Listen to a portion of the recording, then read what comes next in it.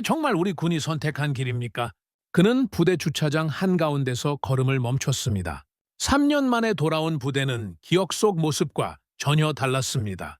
평생 믿어왔던 독일 장비는 사라졌고 익숙한 미국산 차량들도 눈에 띄게 줄어 있었습니다. 대신 처음 보는 차량들이 끝없이 늘어서 있었습니다.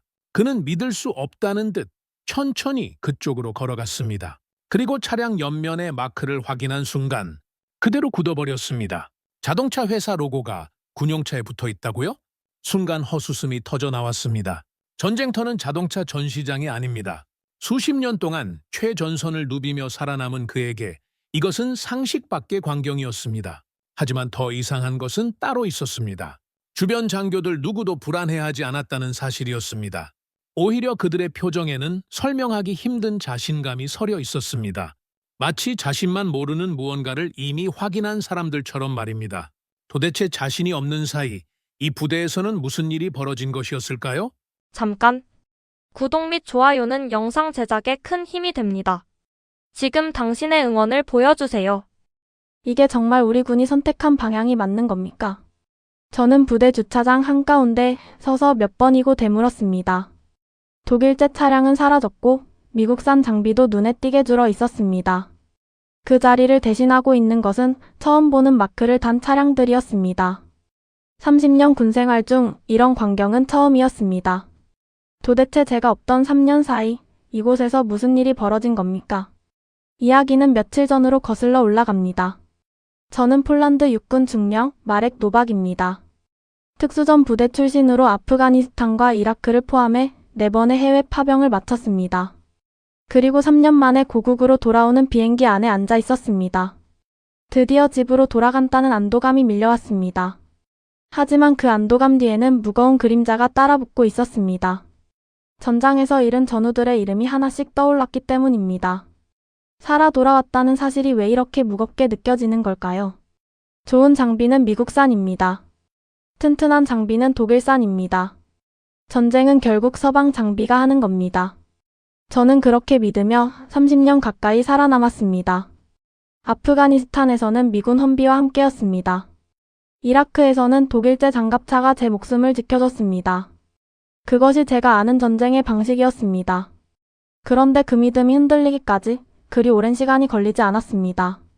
부대 정문을 통과하는 순간부터 뭔가 이상했습니다. 기억 속 부대와는 분위기가 달랐습니다. 낡았던 창고는 새로 페인트 칠이 되어 있었고 정비시설도 몰라볼 정도로 정돈돼 있었습니다. 정문 앞으로는 처음 보는 차량들이 끊임없이 오갔습니다. 이게 정말 제가 알던 그 부대가 맞습니까? 저는 속으로 그렇게 되물었습니다. 그리고 주차장에 들어선 순간 저는 걸음을 멈췄습니다. 제가 알던 독일제 차량들이 보이지 않았습니다. 익숙한 미국산 험비의 숫자도 크게 줄어 있었습니다. 대신 그 자리에는 처음 보는 차량들이 줄지어 서 있었습니다. 낯설고 생소한 디자인이었죠. 저 차량들은 도대체 어디서 온 겁니까? 저는 천천히 그쪽으로 걸어갔습니다. 차량 옆면에 새겨진 마크를 확인한 순간 저는 제 눈을 의심했습니다. 기아, 현대, 그리고 코리아라는 글자까지 선명하게 박혀 있었습니다. 순간 헛웃음이 나왔습니다. 이게 지금 농담입니까? 폴란드군의 심장부라 할 수 있는 이 부대에 한국산 군용차가 서 있을 줄은 상상도 못했습니다. 저는 옆에 있던 후배 장교를 붙잡고 물었습니다. 이게 다 뭡니까? 후배는 웃으며 대답했습니다. 최근 도입된 한국산 군용 장비들이라고 말이죠. 저는 헛웃음을 참을 수 없었습니다. 이제 우리 군도 가격만 보고 장비를 사는 겁니까? 전쟁터는 자동차 전시장이 아니지 않습니까? 그런데 왜 이런 차량들이 여기 이렇게 많이 서 있는 겁니까? 30년 가까운 세월 동안 저는 최전선에서 살아남았습니다. 검증된 서방 장비들과 함께였습니다. 그런데 그 자리를 대신하고 있는 것이 자동차 회사의 로고를 단 차량이라니 도저히 받아들이기 힘들었습니다. 이게 정말 우리 군 지휘부가 내린 결정이 맞습니까? 저는 몇 번이고 되물었습니다. 후배 장교는 제 표정을 살피더니 조심스럽게 말을 이었습니다. 처음에는 다들 저와 같은 반응이었다고 했습니다. 하지만 지금은 다르다고 했습니다. 다르다니 그게 무슨 뜻입니까? 저는 되물었지만 후배는 그저 웃기만 할 뿐 더 이상 설명하지 않았습니다. 그 미소가 묘하게 마음에 걸렸습니다. 주차장을 벗어나면서도 그 광경이 머릿속에서 떠나지 않았습니다. 내가 알던 부대는 이제 그곳에 없었습니다. 3년이라는 시간이 이렇게 많은 것을 바꿔놓을 줄은 몰랐습니다. 저는 씁쓸한 미소를 지으며 숙소로 향했습니다. 그날 밤 저는 쉽게 잠들지 못했습니다. 한국산이라는 그 낯선 단어가 계속해서 머릿속을 맴돌았습니다. 이제는 퀄리티보다 가격이 중요해진 모양이라고 저는 그렇게 결론지었습니다. 전쟁은 카탈로그로 치르는 것이 아닙니다. 그런데 왜 폴란드군은 이런 선택을 한 겁니까? 그리고 왜 후배 장교들의 표정에는 불안 대신 자신감이 서려 있던 겁니까? 저는 그 질문에 대한 답을 아직 알지 못했습니다. 하지만 그 답을 알게 되기까지 그리 오랜 시간이 걸리지 않을 것이라는 예감이 들었습니다. 왜 다들 한국 이야기를 하는 겁니까? 저는 회식 자리에 앉아 후배 장교들의 대화를 들으며 몇 번이고 그렇게 되물었습니다. 귀국 후 처음 갖는 재회 자리였습니다. 그런데 대화의 절반 이상이 한국산 장비 이야기였습니다. 도대체 이 부대에서 지난 3년간 무슨 일이 있었던 겁니까? 후배 장교들은 저마다 눈을 반짝이며 최신 장비 이야기를 꺼냈습니다. KLTV의 기동성, K9의 화력, 심지어 정비 속도까지 자랑하듯 늘어놓았습니다. 저는 도무지 이해할 수 없었습니다. 군대가 자동차 회사 장비를 쓴다는 게 말이 됩니까? 저는 속으로 그렇게 되뇌었습니다. 저는 잔을 내려놓고 말했습니다. 실전 경험은 숫자로 말하는 게 아닙니다. 생사를 가르는 순간 믿을 수 있는 장비가 중요한 겁니다. 저는 미국 험비와 독일제 장갑차를 믿었고 그 믿음 덕분에 살아남았습니다. 그게 제가 아는 전쟁입니다. 그런데 한국산 장비가 나를 살려줄 거라고 어떻게 믿으라는 겁니까? 저는 이어서 말했습니다. 자동차와 군용차는 다릅니다. 전쟁은 광고로 하는 게 아닙니다. 싼 장비에는 반드시 이유가 있는 법입니다. 저는 그렇게 단호하게 말했습니다. 그런데 이상했습니다. 아무도 반박하지 않았습니다. 오히려 후배들의 얼굴에는 옅은 미소가 번져 있었습니다. 이 반응은 도대체 뭡니까? 저는 나이 어린 대위 한 명에게 물었습니다. 왜 웃는 겁니까? 대위는 잠시 머뭇거리더니 이렇게 대답했습니다. 중령님, 직접 타보시면 생각이 달라지실 겁니다. 저는 그 말에 순간 말문이 막혔습니다. 타보면 달라진다니 그게 무슨 뜻입니까? 젊은 장교들의 눈빛에는 흔들림이 없었습니다. 확신에 찬 눈빛이었습니다. 저는 30년 가까이 군 생활을 하며 수많은 장교들을 봐왔습니다. 하지만 이런 눈빛은 처음이었습니다. 도대체 이들은 무엇을 본 겁니까? 제가 모르는 무언가를 이미 겪은 겁니까? 솔직히 자존심이 상했습니다. 저는 아프가니스탄과 이라크에서 살아남은 사람입니다. 전쟁터에서 총알이 날아다니는 순간을 몸으로 겪은 사람입니다. 그런데 눈앞의 젊은 장교들은 마치 제가 모르는 무언가를 알고 있다는 듯한 태도였습니다. 이게 말이 됩니까? 회식이 끝나갈 무렵 대위가 다시 한번 말을 건넸습니다. 중령님, 다음 주에 시승훈련이 있습니다. 직접 확인해 보시는 게 어떻겠습니까? 저는 잠시 침묵했습니다. 거절하고 싶었습니다. 하지만 동시에 이상한 감정이 올라왔습니다. 이대로 물러서면 안 될 것 같다는 느낌이었습니다. 저는 짧게 대답했습니다. 좋습니다. 직접 확인해 보겠습니다. 대위의 얼굴에 다시 그 미소가 번졌습니다. 저는 그 미소의 의미를 아직 알지 못했습니다. 하지만 한 가지는 분명했습니다. 저는 지금 제가 알던 상식 밖의 무언가와 마주하기 직전이라는 사실이었습니다. 그날 밤 숙소로 돌아오는 길, 저는 후배들의 표정을 계속 떠올렸습니다. 왜 그렇게 자신만만했던 겁니까? 도대체 한국산 장비에 무엇이 그들을 그렇게 만든 겁니까? 전쟁은 카탈로그로 치르는 것이 아닙니다. 저는 여전히 그렇게 믿고 있었습니다.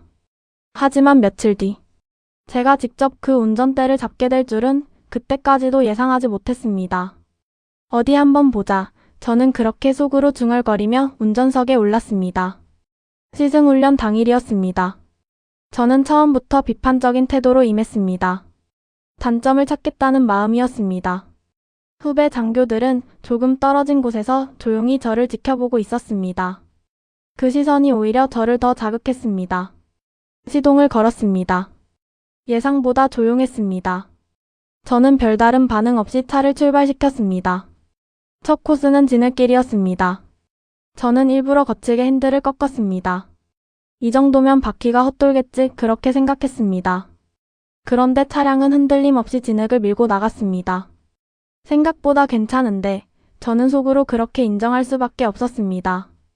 다음은 급경사였습니다. 30년 군생활 동안 이런 지형에서 애를 먹은 차량을 수없이 봐왔습니다. 저는 속도를 줄이지 않고 그대로 밀어붙였습니다. 그런데 차량은 미끄러짐 없이 경사를 타고 올랐습니다. 이 정도일 줄은 몰랐습니다. 저는 잠시 말을 잃었습니다. 비포장 산악지형에 들어서면서 저는 조향 반응과 출력 전달을 유심히 살폈습니다. 장애물이 나타날 때마다 일부러 급하게 방향을 틀었습니다. 그런데 차량은 제 움직임을 그대로 따라왔습니다. 반응이 늦지 않았습니다. 실전이라면 이 반응 속도가 생사를 가릅니다. 베테랑인 제가 느끼기에도 충분히 실전적이었습니다. 잠깐, 이게 정말 자동차 회사가 만든 차량이 맞습니까? 시승이 끝난 뒤 정비병 한 명이 다가와 유지보수 체계를 설명하기 시작했습니다. 부품 공급 속도, 정비 편의성, 현장 수리 능력에 대한 이야기였습니다. 저는 무심코 물었습니다. 부품 하나 교체하는데 시간이 얼마나 걸립니까? 정비병의 대답을 듣는 순간 저는 진짜 충격을 받았습니다. 잠깐 비용이 이 정도라고요? 제가 알던 서방 장비와는 비교가 되지 않는 속도와 비용이었습니다. 저는 잠시 아무 말도 하지 못했습니다. 험지기동은 그렇다 쳐도 유지보수 체계까지 이 정도로 앞서 있을 줄은 예상하지 못했습니다. 저는 중요한 것을 놓치고 있었습니다. 도대체 이게 어떻게 가능한 겁니까? 저는 단점을 찾기 위해 운전대를 잡았습니다. 하지만 먼저 흔들린 것은 차량이 아니라 제 확신이었습니다. 그 순간 저는 머릿속으로 계산기를 다시 두드리기 시작했습니다. 도입비용, 유지비용, 정비시간, 현장 대응력까지. 모든 수치가 제가 알던 상식과 어긋나 있었습니다. 후배 장교 한 명이 다가와 조심스럽게 물었습니다. 어떠셨습니까, 중령님? 저는 쉽게 대답하지 못했습니다. 대신 차량을 다시 한번 바라봤습니다. 이 작은 차량 한 대가 왜 이렇게 제 머릿속을 복잡하게 만드는 겁니까? 한국은 차량을 만든 것이 아니었습니다. 전쟁을 지속하는 방법 자체를 바꾸고 있었습니다. 저는 그 사실을 어렴풋이 느끼기 시작했습니다. 하지만 그것이 정확히 무엇을 의미하는지는 아직 알지 못했습니다. 왜 폴란드는 이 장비를 이렇게까지 신뢰하게 된 겁니까? 그리고 이것이 단순히 차량 한 대의 문제가 아니라면 도대체 그 뒤에는 무엇이 있는 겁니까? 숙소로 돌아오는 길, 저는 계속 그 질문을 곱씹었습니다. 답을 찾으려면 더 깊이 들어가야 했습니다. 그날 밤부터 저는 자료를 뒤지기 시작했습니다. 시승은 끝났습니다. 그러나 제 머릿속은 오히려 더 복잡해졌습니다. 단순히 좋은 차량이라면 이해할 수 있었습니다. 하지만 왜 폴란드는 한국산 장비를 이렇게 대규모로 도입한 겁니까? 저는 그날 밤 사무실 불을 켜고 자료를 펼치기 시작했습니다. 먼저 확인한 것은 K2 전차 도입 계약이었습니다. 숫자를 확인하는 순간 저는 제 눈을 의심했습니다. 이 정도 규모입니까? 단순히 몇 대 시범 도입하는 수준이 아니었습니다. 이어서 K9 자주포 계약서를 확인했습니다. 숫자가 말이 되지 않았습니다. 저는 자료를 다시 처음부터 읽었습니다. 혹시 제가 잘못 본 게 아닌가 싶어서였습니다. FA-50 경공격기 도입 자료도 있었습니다. 그리고 제가 직접 시승했던 KLTV까지. 하나씩 확인할 때마다 표정이 점점 굳어갔습니다. 이건 단순 수입이 아니었습니다. 폴란드는 군의 미래를 한국 플랫폼 중심으로 재편하고 있었습니다. 차량, 포병, 기갑, 항공. 모든 분야에 한국 장비가 들어오고 있었습니다. 왜 이렇게 많은 겁니까? 저는 자료를 넘기다 문득 멈췄습니다. 과거 같으면 이 사업들은 어디로 갔을 겁니까? 독일 장비가 들어왔을 자리입니다. 프랑스 업체들이 가져갔을 계약들입니다. 그런데 그 자리에 한국이 있었습니다. 독일은 어디 갔습니까? 프랑스는 왜 밀려난 겁니까? 저는 30년 가까이 서방 장비를 신뢰하며 살아온 사람입니다. 독일제 장갑차, 미국제 험비, 그것이 제가 아는 방산 지형도였습니다. 그런데 그 지형도가 통째로 흔들리고 있었습니다. 이게 정말 일시적인 흐름입니까? 아니면 되돌릴 수 없는 변화입니까? 자료를 펼칠수록 제 표정은 점점 더 굳어졌습니다. 한국은 차량 몇 대를 판 것이 아니었습니다. 그들은 폴란드군의 미래 속으로 들어오고 있었습니다. 저는 그 사실을 부정하고 싶었습니다. 하지만 눈앞의 숫자들이 부정을 허락하지 않았습니다. 저는 그날 밤 잠을 이루지 못했습니다. 계속해서 같은 질문이 떠올랐습니다. 왜 폴란드 지휘부는 이런 결정을 내린 겁니까? 단순히 가격 때문입니까? 아니면 제가 아직 모르는 다른 이유가 있는 겁니까? 다음 날 아침, 저는 국방부 자료실을 찾아 추가 문서를 확인했습니다. 우크라이나 전쟁 이후 폴란드군 개혁 방향에 대한 보고서였습니다. 보고서를 읽어 내려가면서 저는 한 가지 사실을 깨달았습니다. 이것은 단순한 무기 도입 사업이 아니었습니다.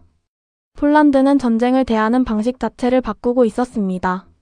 저는 처음으로 두려운 비슷한 감정을 느꼈습니다. 이건 단순한 구매가 아닙니다. 유럽 방산 지형도가 바뀌고 있는 겁니다. 그렇다면 저는, 그리고 제가 믿어온 상식은 도대체 어디에 서 있는 겁니까? 자료를 덮으며 저는 스스로에게 물었습니다. 제가 놓치고 있는 것이 정확히 무엇입니까? 단순한 성능의 문제가 아니라면 이 변화의 본질은 어디에 있는 겁니까? 답을 찾으려면 더 깊이 들어가야 했습니다. 저는 다음 날부터 본격적으로 한국 방산 시스템을 파고들기 시작했습니다. 너무 완벽해 보이는 것은 오히려 위험합니다. 저는 그렇게 스스로를 다잡았습니다. 의심은 아직 끝나지 않았습니다. 자료를 아무리 뒤져도 결함이 나오지 않는다면 그것은 제가 충분히 파고들지 않았다는 뜻이었습니다. 저는 이번엔 의도적으로 약점을 찾기 시작했습니다. 먼저 KLTB의 방호력 자료를 확인했습니다. 완전 무결한 차량은 아니었습니다. 전용 전술 차량과 비교하면 방호 등급에 현실적인 제약이 있었습니다. 저는 잠시 안도했습니다. 역시 완벽하진 않군. 저는 그렇게 중얼거렸습니다. 하지만 그 안도감은 오래가지 않았습니다. 이어서 타스만 군용형을 분석했습니다. 민수 플랫폼을 기반으로 한 차량이었습니다. 방탄 능력에 한계가 있었고 지뢰 방어력 역시 제약이 분명했습니다. 저는 그 자료를 붙잡고 잠시 생각했습니다. 이 정도 한계라면 제 판단이 틀리지 않았다는 뜻이 아닙니까? 그런데 자료를 더 파고들면서 예상하지 못한 부분과 마주쳤습니다. 폴란드 현지 생산 확대와 관련된 기술 이전 계약이었습니다. 왜 기술을 넘기는 겁니까? 저는 그 대목에서 멈췄습니다. 한국이 자신들의 핵심 기술을 폴란드에 그대로 넘기고 있었습니다. 이건 말이 안 됩니다. 경쟁자를 직접 키워주는 꼴이 아닙니까? 저는 이 부분을 확인하기 위해 현지 생산 공장 관계자들과 직접 만났습니다. 한국 기술진 몇 명도 그 자리에 있었습니다. 저는 단도직입적으로 물었습니다. 왜 핵심 기술을 이전하는 겁니까? 이렇게 되면 결국 경쟁자를 키우는 셈이 아닙니까? 한국 기술진 중 한 명이 담담하게 대답했습니다. 우리는 모든 것을 독점하려 하지 않습니다. 저는 그 말에 순간 말문이 막혔습니다. 이어서 그가 덧붙였습니다. 함께 생산할 수 있어야 전시에 살아남습니다. 저는 그 자리에서 아무 말도 하지 못했습니다. 생각과 다른 답이었습니다. 저는 그들이 시장을 독점하려는 전략을 쓸 거라 예상했습니다. 하지만 그들의 대답은 전혀 다른 지점을 가리키고 있었습니다. 전시 상황을 가정한 답이었습니다. 전쟁이 터졌을 때 한국에서 부품이 오지 않아도 폴란드 안에서 계속 생산할 수 있어야 한다는 논리였습니다. 저는 그 말이 머릿속에서 떠나지 않았습니다. 이것이 정말 사업적인 이유만으로 설명이 됩니까? 저는 30년 가까이 전장을 겪은 사람입니다. 보급이 끊기는 순간이 얼마나 치명적인지 몸으로 압니다. 탄약이 없어서 부품이 없어서 무너지는 부대를 직접 목격했습니다. 그런데 한국은 처음부터 그 순간을 계산하고 있었습니다. 저는 마지막까지 믿지 않았습니다. 반드시 숨겨진 약점이 있을 거라고 생각했습니다. 하지만 제가 발견한 것은 결함이 아니라 철학이었습니다. 그 순간 저는 한국이 무엇을 노리는지 처음 이해하기 시작했습니다. 이들은 단순히 무기를 파는 게 아니었습니다. 전쟁이 터졌을 때도 무너지지 않는 구조를 함께 만들고 있었습니다. 숙소로 돌아오는 길, 저는 계속 그 말을 곱씹었습니다. 함께 생산할 수 있어야 전시에 살아남는다. 이 짧은 문장이 왜 이렇게 무겁게 느껴지는 겁니까? 저는 그동안 성능과 가격만으로 장비를 판단해왔습니다. 그런데 한국이 보고 있는 것은 전혀 다른 차원이었습니다. 그렇다면 이들이 궁극적으로 그리고 있는 그림은 도대체 무엇입니까? 또 하나의 전시품이겠지. 저는 그렇게 생각하며 방산 전시회장에 들어섰습니다. 수많은 전차와 미사일이 시선을 압도했습니다. 거대한 무기들이 조명 아래 위용을 드러내고 있었습니다. 저는 익숙한 표정으로 그 사이를 걸었습니다. 그런데 한쪽 구석에서 제 발걸음이 멈췄습니다. 작았습니다. 가벼워 보였습니다. 언뜻 보기에는 단순한 자주포처럼 보였습니다. 처음에는 관심조차 가지 않았습니다. 왜 이렇게 작습니까? 저는 그 정도 생각만 하고 지나치려 했습니다. 그런데 안내판에 적힌 이름이 눈에 들어왔습니다. 현마 자주포였습니다. 담당자가 다가와 설명을 시작했습니다. 공수로 투입이 가능하다고 했습니다. 운용 인원은 단 2명이라고 했습니다. 전개 속도가 기존 자주포와 비교할 수 없이 빠르다고 했습니다. 유지비 역시 크게 낮다고 했습니다. 저는 그 자리에서 잠시 멈춰 다시 물었습니다. 잠깐, 이게 가능하다고요? 30년 가까이 자주포라는 것은 무겁고 느리고 대규모 병력이 필요한 장비였습니다. 그런데 지금 눈앞에 이 장비는 그 상식을 정면으로 반박하고 있었습니다. 저는 자료 화면을 유심히 들여다봤습니다. 헬기 한 대로 신속하게 전개되는 모습이 담겨 있었습니다. 이런 식의 운용이 실전에서 정말 가능한 겁니까? 그 순간 저는 우크라이나 전쟁이 떠올랐습니다. 드론이 전차를 무력화시키는 장면들, 정밀 타격이 전선을 뒤흔드는 모습들, 그리고 끊임없이 위치를 바꿔야 살아남는 기동전의 현실. 전쟁의 모습은 이미 바뀌어 있었습니다. 그런데 현마는 마치 그 변화를 미리 알고 설계된 것 같았습니다. 저는 담당자에게 다시 물었습니다. 이 설계 언제부터 시작된 겁니까? 담당자는 우크라이나 전쟁 이전부터 이런 방향의 개발이 이어져 왔다고 답했습니다. 저는 순간 소름이 돋았습니다. 이들은 우크라이나 전쟁을 보고 뒤늦게 따라간 것이 아니었습니다. 이미 그 방향을 내다보고 있었던 겁니다. 저는 전시장 한가운데 서서 주변을 다시 둘러봤습니다. 거대한 전차들, 화려한 미사일들 사이에서 정작 제 발걸음을 붙잡은 것은 가장 작고 가장 수수한 장비였습니다. 이게 우연입니까? 저는 스스로에게 되물었습니다. 한국은 비싼 무기를 만드는 나라가 아니었습니다. 저는 그 사실을 그 순간 명확히 깨달았습니다. 이들은 전쟁에서 살아남는 시스템을 만드는 나라였습니다. 크고 화려한 것이 아니라 빠르고 유연하며 끊임없이 움직일 수 있는 것. 그것이 이들이 추구하는 방향이었습니다. 저는 전시장을 걸어 나오며 계속 그 생각을 곱씹었습니다. 왜 유럽의 방산업체들은 이런 방향을 먼저 내다보지 못한 겁니까? 왜 이 작은 자주포 하나가 제30년 군생활의 상식을 이렇게 흔들어 놓는 겁니까? 그리고 만약 이것이 우연이 아니라면 한국의 다른 장비들에도 같은 철학이 담겨 있는 것이 아닙니까? 저는 그날 숙소로 돌아와 다시 자료를 펼쳤습니다. 이번에는 개별 장비가 아니라 그 장비들을 관통하는 하나의 흐름을 찾기 위해서였습니다. 무언가 연결되어 있다는 확신이 들었습니다. 그리고 그 확신은 다음날 저를 완전히 다른 결론으로 이끌게 됩니다. 무언가 연결되어 있었습니다. 저는 밤늦도록 자료를 펼쳐놓고 그 생각에서 벗어나지 못했습니다. 타스만 KLTV, K2 전차, K9 자주포, 그리고 현마 자주포까지. 처음에는 서로 다른 장비처럼 보였습니다. 각자 다른 용도, 다른 형태, 다른 가격대의 장비들이었습니다. 그런데 이제는 아니었습니다. 저는 자료를 하나씩 다시 펼치며 공통점을 찾기 시작했습니다. 빠른 생산 속도, 쉬운 정비, 부품 공유, 현지 생산, 그리고 신속한 전력화. 이 5가지 요소가 모든 장비에 예외 없이 반복되고 있었습니다. 이제야 보이기 시작했습니다. 이건 우연이 아니었습니다. 한국은 무기를 파는 나라가 아니었습니다. 저는 그 순간 확신했습니다. 그들은 전쟁을 유지하는 시스템을 수출하고 있었습니다. 성능 좋은 장비 한두 가지를 잘 만드는 수준이 아니라 그 장비들이 끊임없이 굴러갈 수 있는 구조 자체를 함께 팔고 있었던 겁니다. 저는 문득 폴란드군 지휘부의 입장이 되어 생각해봤습니다. 우크라이나 전쟁이 터진 이후 유럽이 가장 두려워한 것이 무엇이었습니까? 최첨단 장비의 부족이 아니었습니다. 가장 무서운 것은 장비 자체가 끊기는 상황이었습니다.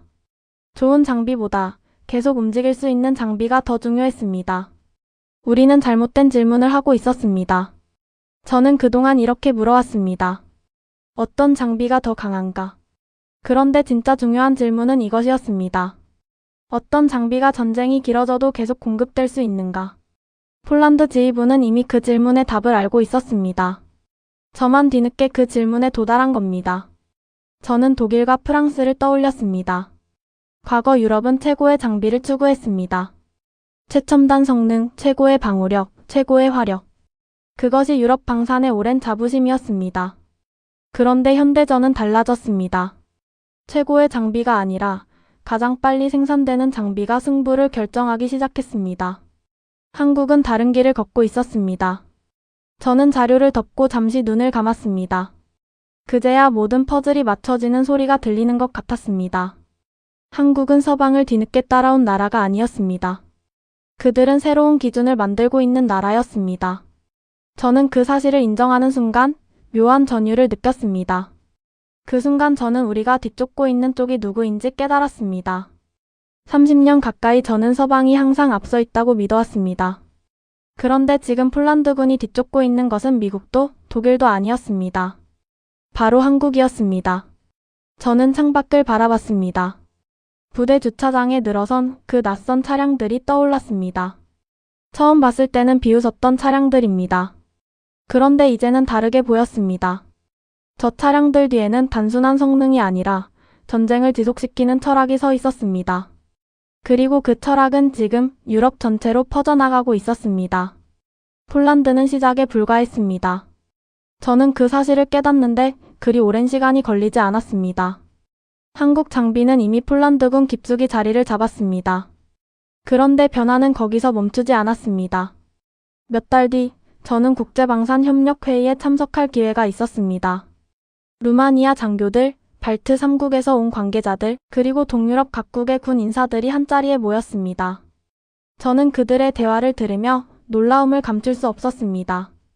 다들 한국 장비 이야기를 하고 있었습니다. 도대체 이 흐름이 어디까지 퍼진 겁니까? 루마니아 장교 한 명이 제게 다가와 물었습니다. 폴란드는 K2 전차를 도입한 뒤로 어떻게 변했습니까? 저는 잠시 말을 고르다가 담담하게 대답했습니다. 처음에는 저도 믿지 않았다고 하지만 지금은 다르다고 말했습니다. 그 짧은 대답에 상대방의 눈빛이 진지해졌습니다. 며칠 뒤 저는 다시 방산 전시회장을 찾았습니다. 예전 같으면 미국과 서유럽 업체 부스 앞에만 사람들이 몰렸을 겁니다. 그런데 이번에는 달랐습니다. 한국 부스 앞으로 각국 장교들과 관계자들이 길게 줄을 서 있었습니다. 사람들이 몰려들고 있었습니다. 저는 그 광경을 한동안 가만히 바라봤습니다. 과거에는 이런 질문이 오갔습니다. 한국 장비가 괜찮은가? 그런데 지금은 질문 자체가 달라져 있었습니다. 우리는 왜 한국처럼 못하는가? 저는 그 질문을 듣는 순간 온몸에 소름이 돋았습니다. 질문이 바뀌었다는 것은 기준이 바뀌었다는 뜻이었습니다. 저는 전시장을 천천히 걸으며 처음 귀국했던 그날을 떠올렸습니다. 부대 주차장에 서서 기아와 현대 마크를 보고 헛웃음을 지었던 그 순간이었습니다. 설마 농담이겠지, 저는 그렇게 생각했었습니다. 이제 우리 군도 가격만 보고 장비를 사는 건가, 그렇게 비웃었습니다. 전쟁터는 자동차 전시장이 아니라고 단언했었습니다. 그런데 지금 저는 완전히 다른 자리에 서 있었습니다. 나는 완전히 틀렸었습니다. 저는 그 사실을 인정하는데 오랜 시간이 걸렸습니다. 하지만 이제는 부정할 수 없었습니다. 전시장 한쪽에는 제가 처음 시승했던 것과 같은 계열의 차량이 전시되어 있었습니다. 저는 그 차량 앞에 한참을 서 있었습니다. 처음 귀국했을 때 비웃었던 바로 그 장비였습니다. 그런데 이제는 다르게 보였습니다. 저 차량 뒤에는 단순한 성능이 서 있는 것이 아니었습니다. 자동차 산업이 있었고 그 산업을 뒷받침하는 생산 능력이 있었습니다. 전시에도 멈추지 않는 군수 체계가 있었고 그 모든 것을 설계한 국가 전략이 있었습니다. 그리고 그 뒤에는 수십 년에 걸친 축적이 있었습니다. 저는 30년 가까이 서방 장비만이 전쟁을 지킬 수 있다고 믿어왔습니다. 그 믿음으로 아프가니스탄과 이라크를 견뎌냈습니다. 그런데 이제 저는 다른 사실을 알게 됐습니다. 전쟁을 지키는 것은 특정 국가의 이름이 아니었습니다. 끊임없이 만들어내고, 끊임없이 고쳐내고, 끊임없이 함께 생산할 수 있는 구조였습니다. 한국은 그 구조를 가장 먼저 그리고 가장 철저하게 완성한 나라였습니다. 유럽은 이제 한국을 평가하는 단계가 아니었습니다. 유럽은 한국을 연구하기 시작했습니다. 변화는 이미 국경을 넘어가고 있었습니다. 폴란드에서 시작된 이 흐름은 루마니아로, 발트 국가들로, 그리고 유럽 전역으로 번져가고 있었습니다. 저는 전시장을 나서며 마지막으로 그 차량을 돌아봤습니다. 새로운 시대가 시작되고 있었습니다. 서방이 항상 앞선다는 믿음, 최고의 장비만이 전쟁을 이긴다는 믿음, 그 오래된 상식이 조용히 무너지고 있었습니다. 그리고 그 자리에 새로운 기준이 들어서고 있었습니다. 30년 가까이 전장을 누빈 제가 58세가 되어서야 깨달은 사실이 있습니다. 전쟁에서 살아남는 것은 가장 강한 장비가 아니라 가장 오래 버틸 수 있는 시스템이라는 것입니다. 그리고 그 답을 가장 먼저 찾아낸 나라가 제가 한때 자동차나 잘 만드는 나라라고 여겼던 바로 그 나라, 한국이었습니다. 저는 이제 더 이상 그 차량들을 비웃지 않습니다. 대신 저는 묻습니다. 유럽은, 그리고 우리는 이 변화를 얼마나 더 빨리 받아들일 수 있겠습니까? 오늘의 사연은 여기까지입니다. 구독과 좋아요는 영상 제작에 아주 큰 힘이 됩니다. 지금까지 한국의 품격, 저는 은이었습니다. 언제나 구독자님들의 일상에 작은 행복들이 넘쳐나기를 진심으로 바라겠습니다. 감사합니다.